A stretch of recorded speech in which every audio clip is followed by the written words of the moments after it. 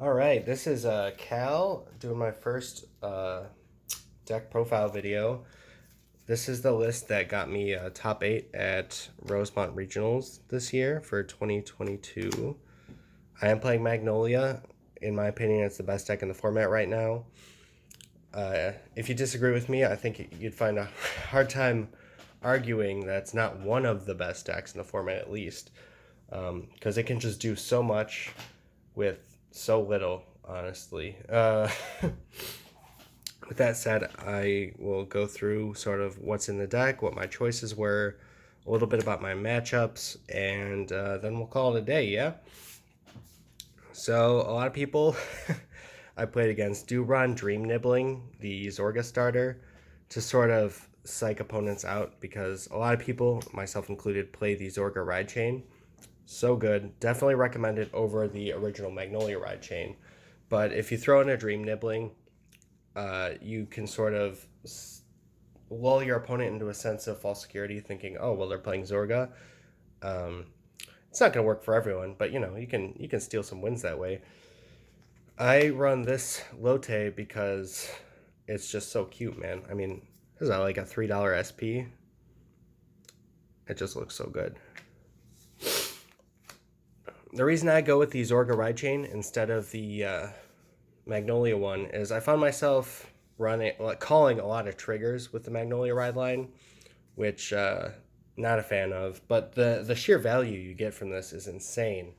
I mean, going first, you get an extra draw essentially, and then you get your order back. So really, it's like 2 cards. Going second, you're getting 3 cards into your hand, and then pitching 1, and then getting it back right away.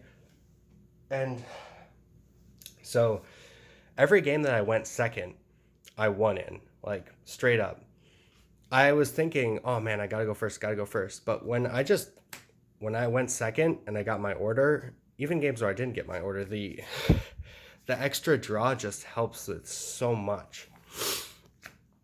And then we have the big man himself, King Magnolia. Was kind of an okay card before the most recent set, but after the support he got, he is reigning supreme. He is the king.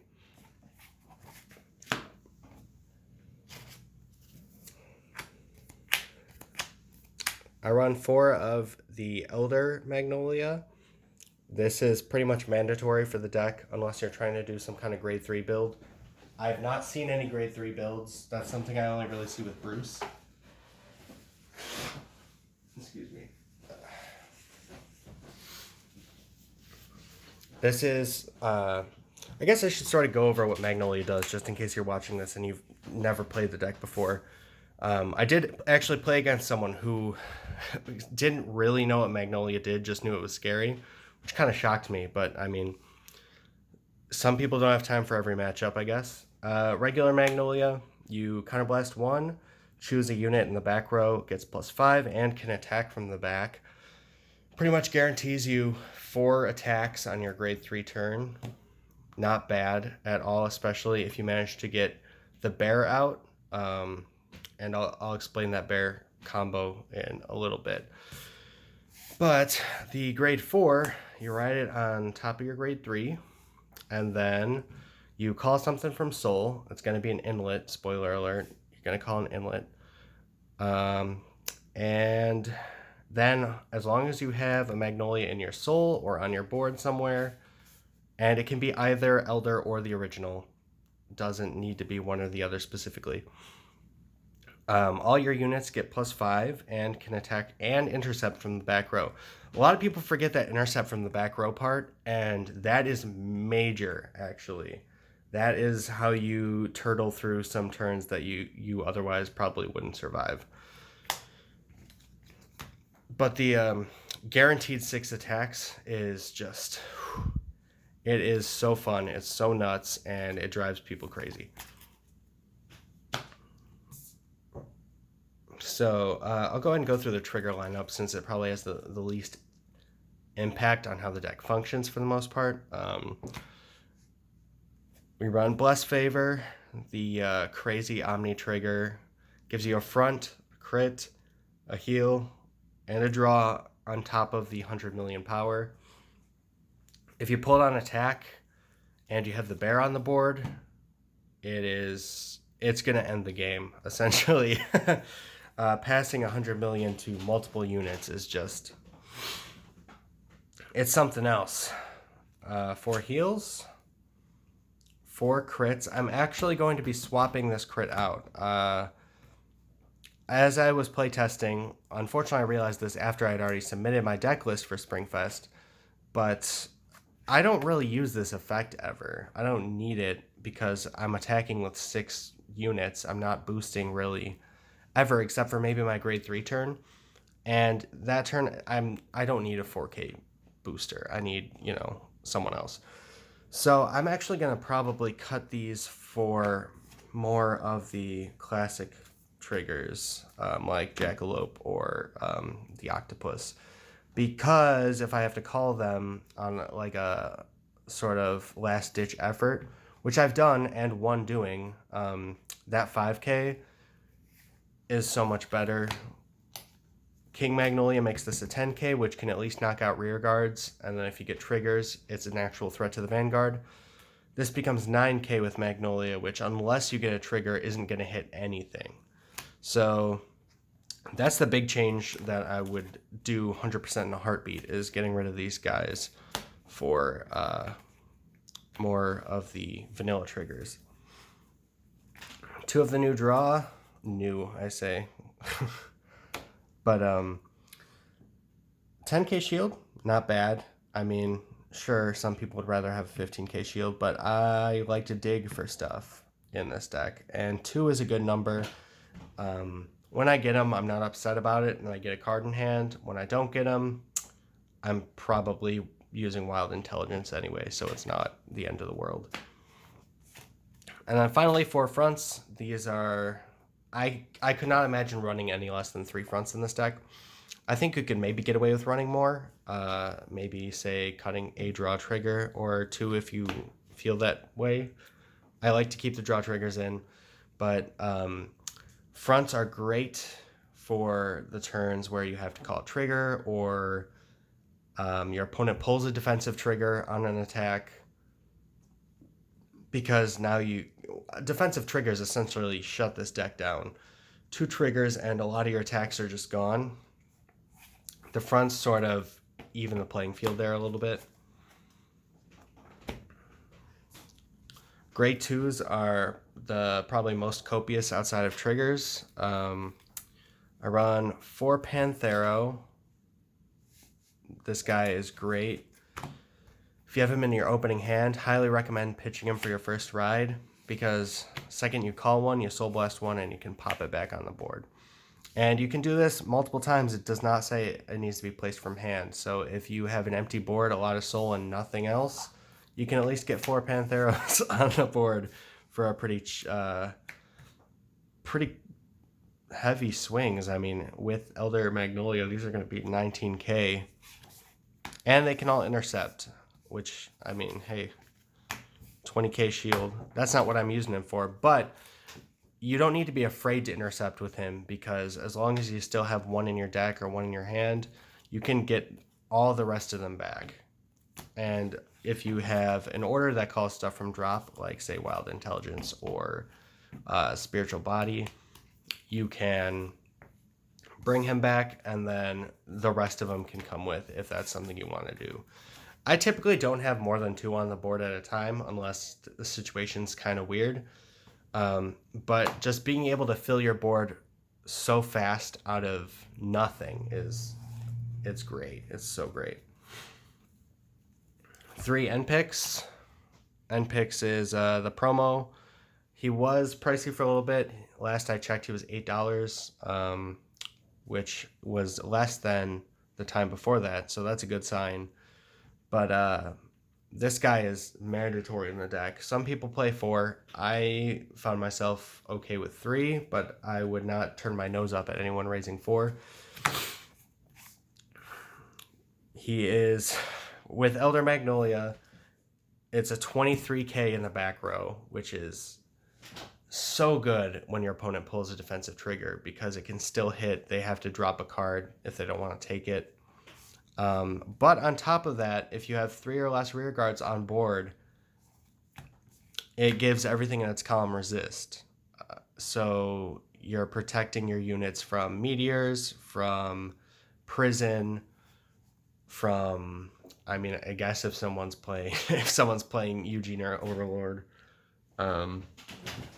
they're safe from them too. But I didn't see anyone playing those, so I wouldn't really worry about those matchups in the first place.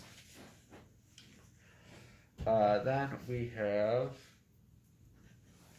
the bear, Giunosia. This guy is a must-have for a lot of reasons, and I run 3 of him. Again, not something you want to run more than 3 of. I could actually see you running maybe 2. 1 is too few for me, but 3 is a good number because I pretty much always see it, and I don't have to worry about not drawing into it or not having it in my drop or something like that. This guy, you stack your trigger effects on him, counterblast 1 when he swings, and then you give all of his power to something else. If you pull an over trigger with him on board, it's pretty much over, as long as that over trigger doesn't heal your available counterblasts. That actually is one of the issues I've had, is either healing when I need counterblasts and suddenly not having a counterblast, or being at like 3 damage and needing a spare counterblast and then taking the over trigger and it just immediately gets removed from the game, and I've got no counterblasts. But this is pretty much the only thing in the deck besides Wild Intelligence, which again I'll get to, that uses counterblasts. There's King Magnolia, but you're really only doing that on your grade 3 turn once, and then once you're into Elder, you're not using counterblasts anymore for your big beefy ability.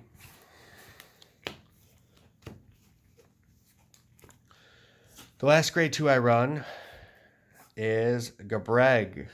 I really can't see running him at any more than 1, even though it is one of my favorite cards in the deck. Just because you don't need it to win games, but when you do use it, it's a really good option. What I typically like to do is place this behind Vanguard, have this guy, I don't know, on either side of it, whatever. Put my trigger effects here. If I get crits, put them here. Swing with the Vanguard. Use this guy's ability to Soul Blast 1, and then when he swings, your opponent can't use cards from their hand that are the same grade as the things on board. So, I mean, Orphis dies pretty quick to this guy because they generally always have Shadow Army tokens. Bob Sagra takes hits from this guy a lot. Bruce, who usually has Swirlers on board, takes hits from this guy.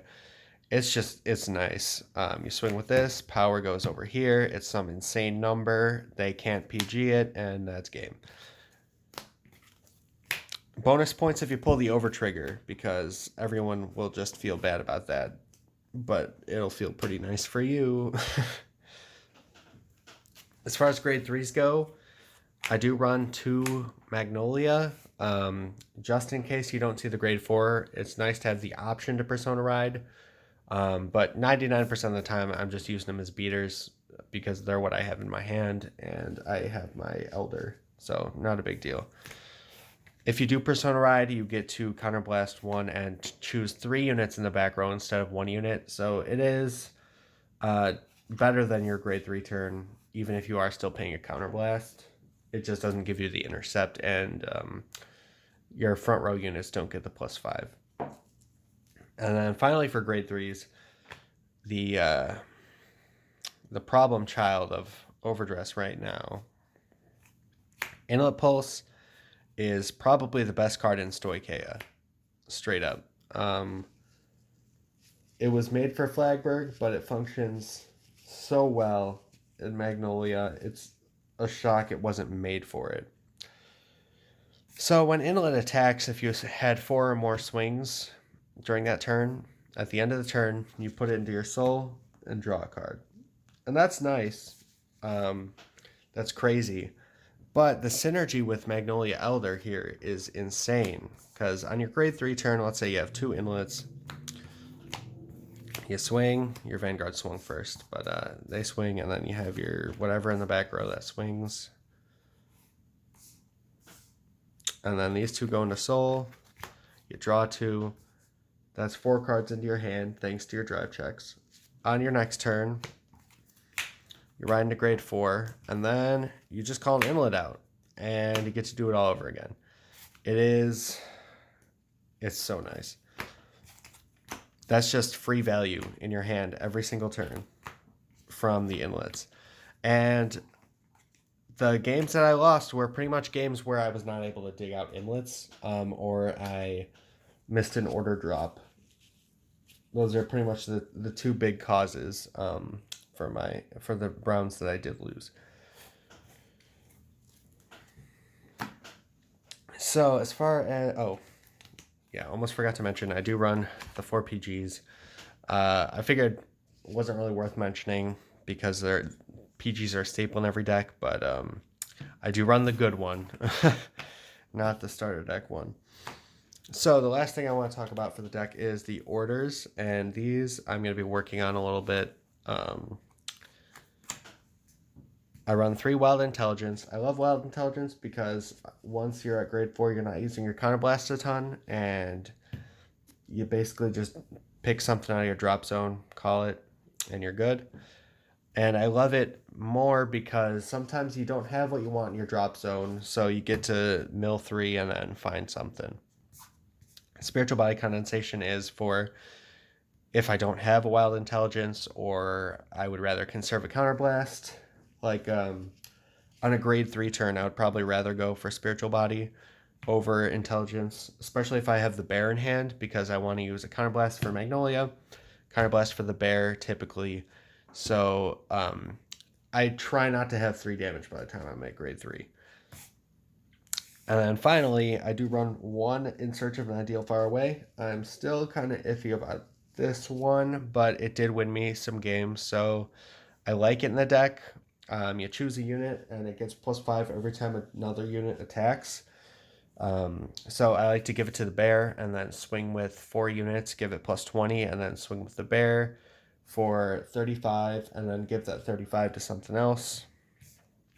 I'm considering either swapping this out for the Zorga order that retires a unit and then lets you call a unit with the same grade from drop zone.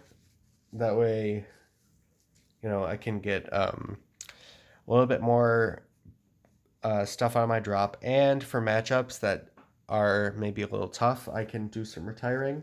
Definitely prefer it for the mirror match. I feel like if you can retire maybe the bear, or if your opponent forgets to inlet, it has happened before. If your opponent forgets to inlet, you can get rid of it before they get the chance to put it into soul. That's not something I would really expect to happen, but taking away Magnolia's board pieces is a good way to slow them down. I'm considering maybe replacing 1 Panthero for either that Zorga order or changing both of these to the Zorga order. I do want 1 more order because I did whiff my grade 1 Rancor chain ability a few times, and I would like to... Actually, I whiffed my Rancor chain 50% of my games, so that tells me that I need more orders. And 5 is kind of a lot for this deck because units are so important. But, I mean, if they're all orders that give you units, then it's not the biggest deal in the world. Anyway, thank you for checking out the video for my top 8 deck here. If you have any thoughts, comments, questions, or concerns, feel free to leave them as comments on the bottom of this video. I'm going to post the actual deck list in the video description because I personally hate having to slide through a video to find a deck list. I'm not trying to like make money here right now, so I don't care if people skip through the, skip watching the video in order to just get the list and then go on their merry way. But if you want to hear my thoughts, on why I did what I did, well, you've made it this far. It's 20 minutes, so congratulations. I just want to say thank you to the Bushiroad staff at the Springfest event. They did a great job. It was super fun. I want to give a shout out to anyone who played against me, because everyone was super nice, very polite, and it was tons of fun. Games I lost, I don't regret playing at all. I don't think I made too many misplays during those games, so props to you if you beat me. And the people I did beat, I had a ton of fun playing against you, and I hope that at future Springfest we can, have rematches, that sort of thing. And of course, I do want to give a shout out to my locals, Twin Dragon Games. They're not sponsoring me. I just want to shout them out because they're one of the only places I know in my area in, I want to say southeast Wisconsin. I'm pretty new to Wisconsin as far as things go, but they're one of the only places that have an active Vanguard local.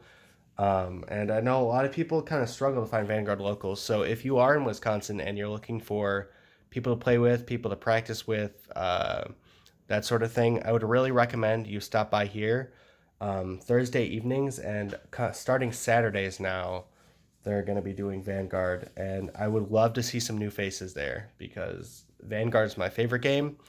And the more people we have, the more card fighters there are, and the more fun we can all have together. So that'll be about it. Thank you for your time. Thanks for watching. I hope you were able to figure out some stuff as far as maybe the matchup, or if you're planning on building Magnolia, just what you're planning on doing. So, yeah, this is Cal, and I'll be signing off.